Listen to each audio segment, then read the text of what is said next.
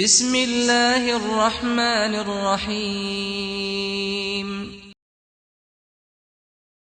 اعوذ باللہ من الشیطان الرجیم، بسم اللہ الرحمن الرحیم۔ الصلاۃ والسلام علیک یا رسول اللہ وعلی آلک واصحابک یا حبیب اللہ۔ السلام علیکم ورحمۃ اللہ وبرکاتہ۔ آج کا ہمارا سبق ہے نورانی قاعدہ کی تختی نمبر 9۔ اس تختی کے اندر ہم ان تمام اسباق کی مشق کریں گے جتنے ہم اس سے پہلے پڑھ چکے ہیں، یعنی حرکات، تنوین، کھڑی حرکات، حروف مدہ اور حروف لین۔ اس تختی کو پڑھنے کا ایک تو فائدہ یہ ہوگا، ہمیں معلوم ہو جائے گا کہ ہم نے اس سے پہلے جتنے بھی سبق پڑھے ہیں آیا کہ ہمیں وہ صحیح طریقے سے یاد ہو گئے ہیں یا نہیں یاد ہوئے۔ اگر وہ اچھے طریقے سے ہمیں یاد ہو گئے ہوئے تو ہم اس تختی کو آسانی سے پڑھ لیں گے اور ہمیں یہ آسانی سے سمجھ آ جائے گی۔ اگر وہ سبق ہمیں صحیح طریقے سے نہ یاد ہوئے تو اس تختی کو پڑھنے میں ہمیں مشکلات پیش آئیں گی۔ اس تختی کو پڑھنے سے پہلے ہم 3 قاعدے ہیں ان کو پڑھیں گے اور آپ ان قاعدوں کو یاد کر لیں۔ انشاءاللہ آپ کو پورے قرآن پاک کے اندر یہ قاعدے کام آئیں گے اور آپ کو آسانی سے سمجھ آ جائیں گے۔ اس سے پہلے کہ ہم اپنے سبق کو شروع کریں، اگر آپ چینل پر نئے ہیں چینل کو سبسکرائب کر لیں اور بیل آئیکن کے بٹن کو پریس کر لیں تاکہ ہر آنے والا نیا سبق آپ تک پہنچ سکے۔ کیا پتہ آپ کی شیئر کی ہوئی ویڈیو ہر اس شخص تک پہنچ جائے جس کو اس چیز کی ضرورت ہے، یعنی جو یہ چاہتا ہے کہ میں بھی قرآن پاک کو تجوید کے ساتھ پڑھوں اور اپنی غلطیاں ٹھیک کر سکوں۔ آپ شیئر کریں گے اور اگلے بندے تک پہنچے گی اور وہ اس سے فائدہ اٹھائے گا تو آپ بھی ثواب کے حقدار ہوں گے۔ چلیں سبق کو شروع کرتے ہیں۔ وہ کون سے 3 قاعدے ہیں؟ نمبر 1، حروف مدہ کے بعد اگر حمزہ، حروف مدہ ہم نے پڑھا تھا پچھلے سبق میں الف، واو اور یا۔ الف کب مدہ بنتا ہے، واو کب مدہ بنتا ہے، یا کب مدہ بنتا ہے، یہ پوری تفصیل آپ اس سبق پہ جا کر سن سکتے ہیں اور یاد کر لیں۔ بہت آسان سبق ہے، آپ اس کو سن لیں اور یاد کر لیں، یہ آپ کو ہر جگہ پہ کام آئے گا۔ حروف مدہ کے بعد اگر حمزہ، حروف مدہ کے بعد اگر حمزہ ہو تو مد ہمیشہ 4 الف ہوگی۔ اگر حمزہ اسی کلمہ میں ہو تو اسے مد متصل، مد واجب کہتے ہیں۔ مثال کے طور پر جاء، اب یہاں پر دیکھیں یہ ہے جاء، الف مدہ ہے، الف کے بعد حمزہ اسی کلمہ کے اندر ہے۔ کلمہ کا مطلب ہوتا ہے لفظ، کہ اسی لفظ کے اندر ہو، یہ نہیں کہ وہ لفظ چینج ہو، کسی کوئی اور لفظ ہو، نہیں، اسی لفظ کے اندر ہو حمزہ تو اسے مد متصل واجب کہیں گے، اس کو ہم 4 الف کے برابر کھینچ کر پڑھیں گے۔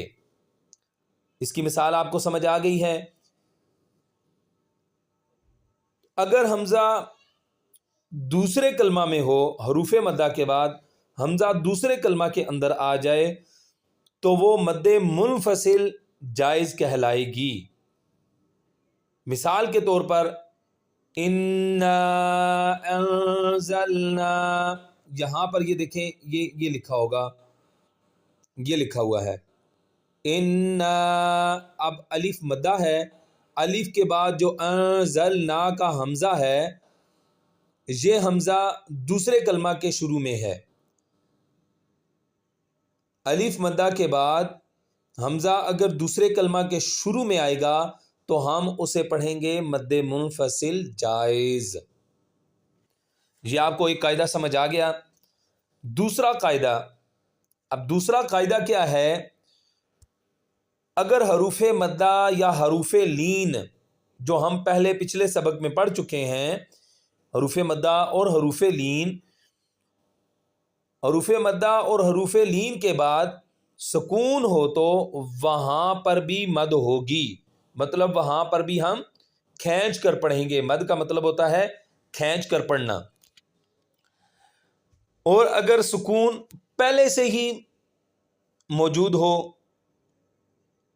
مطلب سکون وقف کی حالت میں نہ ہو رہا ہو، سکون پہلے سے ہی موجود ہو، مطلب وہ حرف ساکن ہو حروف مدہ کے بعد، تو وہاں پر اسے مد لازم کہتے ہیں، اور وہاں پر ہم 5 الف کے برابر کھینچ کر پڑھیں گے۔ مثال کے طور پر آل آن، آل آن، یہاں پر یہ دیکھیں یہ لکھا ہوا ہے آل آن۔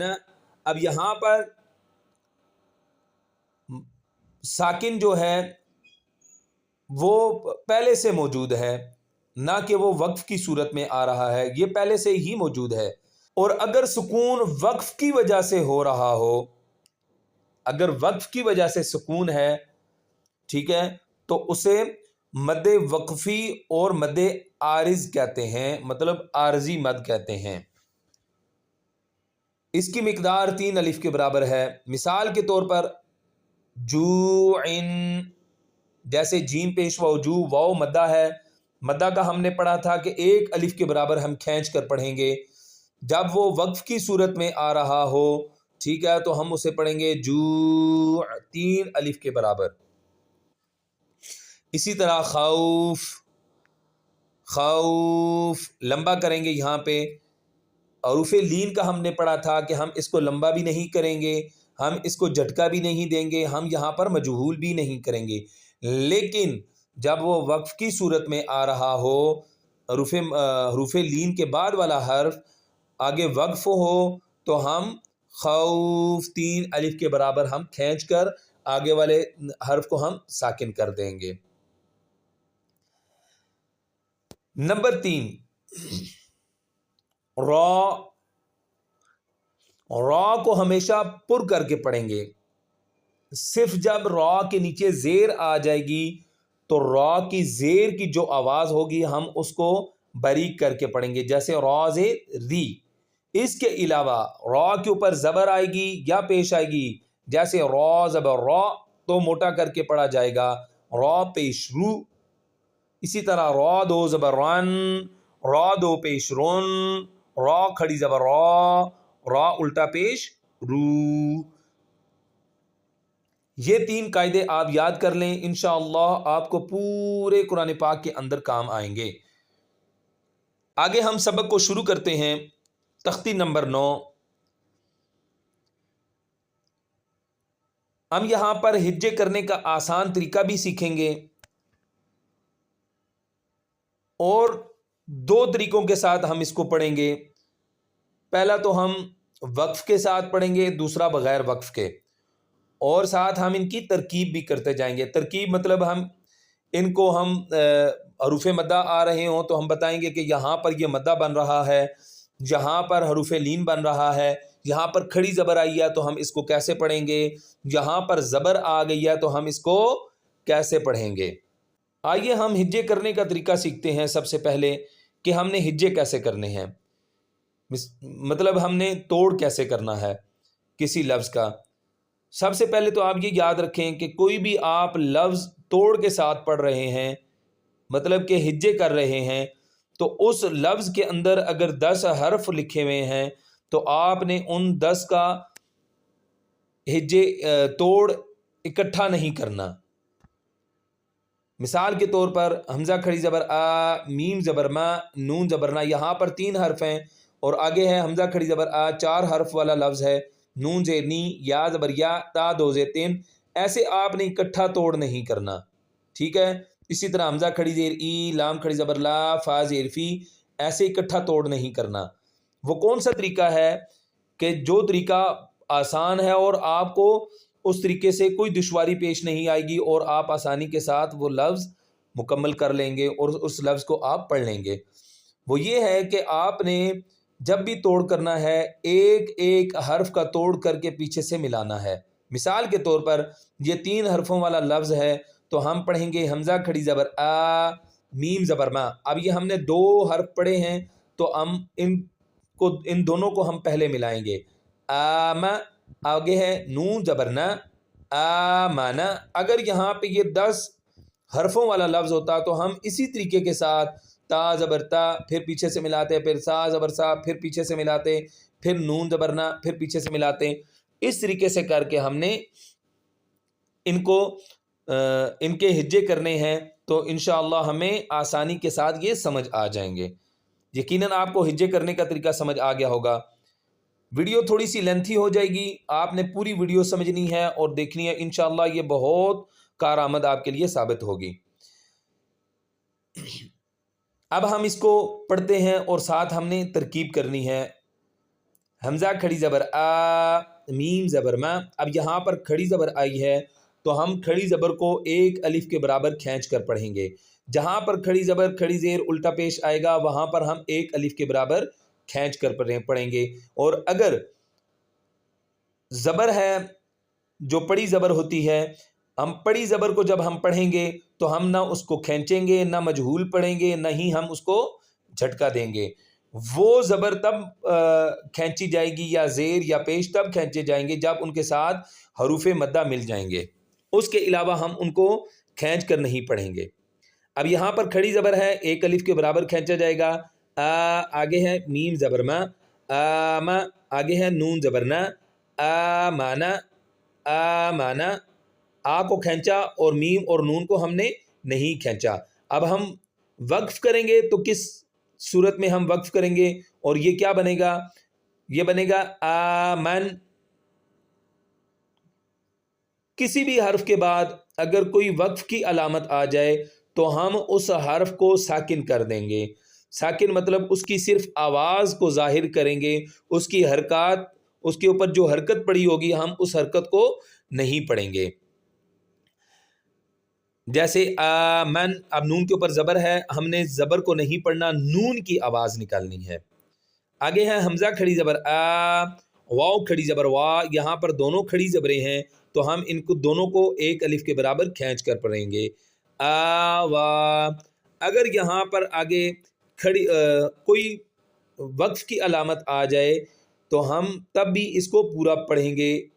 کیوں کہ ہم نے یہ پڑھا ہے کہ وقف سے پہلے والے حرف کو ہم نے ساکن کرنا ہے, اس کی آواز کو ہم نے ظاہر کرنا ہے. یہاں پہ وقف سے پہلے والا حرف جو ہے وہ ہے یا تو پہلے سے ہی ساکن ہے تو ہم اس سے پہلے والے حرف کو پورا پڑھیں گے. آگے ہے حمزہ کھڑی زبر آ, نون زیر نی, آنی. یا زبر یا, آنیا. آ کو کھینچیں گے, آگے زیر اور زبر والے حرف کو نہیں کھینچیں گے. آنیا. تا دو زیر تین. اب ہم وقف کریں گے تو کیا بنے گا؟ پہلے وقف کے بغیر پڑھتے ہیں آنیتن. وقف کریں گے تو ہم پڑھیں گے اس کو آنیہ, ہا کی آواز نکلے گی. یاد رکھیں کہ جب بھی وقف سے پہلے اس طرح کا تا آ جائے, ہا کی شکل والا تا آ جائے, تو ہم جب وقف کریں گے تو اس تا کے اوپر سے جو نقطے, ہا کے اوپر جو نقطے ہوں گے ان تا کے نقطوں کو ہم ختم کر دیں گے اور ہا کے اندر اس کو کنورٹ کر دیں گے, بنے گا آنیہ. اگر یہاں پر دوسری پڑی تا ہوتی, اس طرح کی اگر تا ہوتی تو ہم اس کو آنیت پڑھتے. اب یہاں پہ ہم آنیہ پڑھیں گے. آگے حمزہ کھڑی زیر ای, لام کھڑی زبر لا, ایلا. فا زیر فی, ایلافی. ایک ایک الف کے برابر کھینچیں گے اور فا کو ہم نہیں کھینچیں گے. آگے ہے حمزہ زبر یا ای, نون زبر نا, اینا. اب یہاں پر یا لین بن رہا ہے, یا ساکن سے پہلے زبر آ جائے تو وہ لین بنتا ہے. اب جب ہم یہاں پہ وقف کریں گے تو یہاں پہ ہم 3 الف کے برابر اس کو لمبا کریں گے, این. ہم نے یہ تو پڑھا ہے کہ حروف لین کو لمبا نہیں کرنا, اور ساتھ یہ قاعدہ بھی پڑھا ہے کہ جب وہ وقف کی صورت میں آئے گا تو ہم اس کو 3 الف کے برابر لمبا کریں گے. آگے با زیر بی، ہا کھڑی زیر ہی، بی ہی، جب وقف کریں گے تو اس کو پڑھیں گے بی۔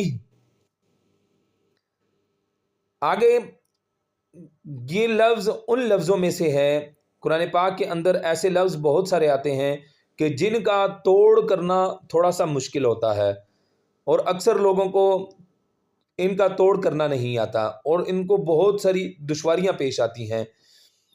اب اس کو ہم دو طریقوں سے توڑ کریں گے اور وہ دونوں طریقے درست ہیں، چاہے آپ ان دونوں میں سے کوئی بھی طریقہ آزما لیں، کوئی بھی طریقہ اپنا لیں۔ سب سے پہلا طریقہ ہے جیم زبر الف مد، جا، حمزہ زبر جا، ہم نے پہلے پڑھا جیم کے اوپر جو حرکت ہے اس کو ہم نے پڑھا جیم زبر، پھر آگے ہے الف، الف کے اوپر ہے مد، ہم ان چاروں کو اکٹھا کریں گے، جیم زبر الف مد، پھر ہم اس کی آواز نکالیں گے، جا، حمزہ زبر جا، وقف کریں گے تو جا، حمزہ کی صرف آواز نکلے گی۔ اب دوسرا طریقہ کیا ہے؟ دوسرا طریقہ ہے جیم الف زبر، جیم الف زبر، پہلے تو ہم نے پڑھا تھا جیم زبر الف، اب ہم پڑھ رہے ہیں دوسرا طریقہ جیم الف زبر مد، جا، حمزہ زبر جا، اسی طرح جیم کھڑی زیر مد، جی، حمزہ زبر جی، وقف کریں گے تو جی۔ آگے ہے جیم پیش واو جو، عین دو زیر عین، جو عین، ایک الف کے برابر کھینچیں گے، یہاں پر واو مدہ بن رہا ہے، واو ساکن ہے، واو ساکن سے پہلے پیش آ گیا ہے، واو ساکن سے پہلے اگر زبر آئے گا تو وہ لین بنے گا، پیش آئے گا تو وہ مدہ بنے گا، جو عین دو زیر عین، جو عین، ایک الف کے برابر کھینچیں گے، اگر یہاں پر وقف ہوگا تو ہم پڑھیں گے جو۔ آگے ہے خا زبر واو خو، فا دو زیر فن، خوفن، جب ہم وقف کریں گے تو خوف، تین الف کے برابر کھینچ کر پڑھیں گے، یہاں پر واو لین بن رہا ہے۔ آگے یہ والے بالکل آپ اسی طریقے کے ساتھ پڑھیں گے، یہ نیچے والی لائن، یہ بہت لمبی تختی ہے، اگر ہم اس تختی کو سارا پڑھیں گے تو بہت لمبی ویڈیو ہو جائے گی، تو سمجھنے کے لیے آپ صرف انہی 10 لفظوں کا، یہ تقریباً 10 لفظ ہیں، ان 10 لفظوں کو آپ اچھے طریقے سے سمجھ لیں تو یہ پوری تختی آپ کو سمجھ آ جائے گی، یقیناً آپ کو یہ سارا سبق سمجھ آ گیا ہوگا۔ اگلے سبق میں ہم ملتے ہیں، تب تک کے لیے ہمیں اجازت دیجیے، اپنا اور اپنے پیاروں کا خیال رکھیے اور ہمیں دعاؤں کے اندر یاد رکھیے۔ اللہ رب العزت آپ کا اور میرا حامی و ناصر ہو۔ السلام علیکم ورحمۃ اللہ وبرکاتہ۔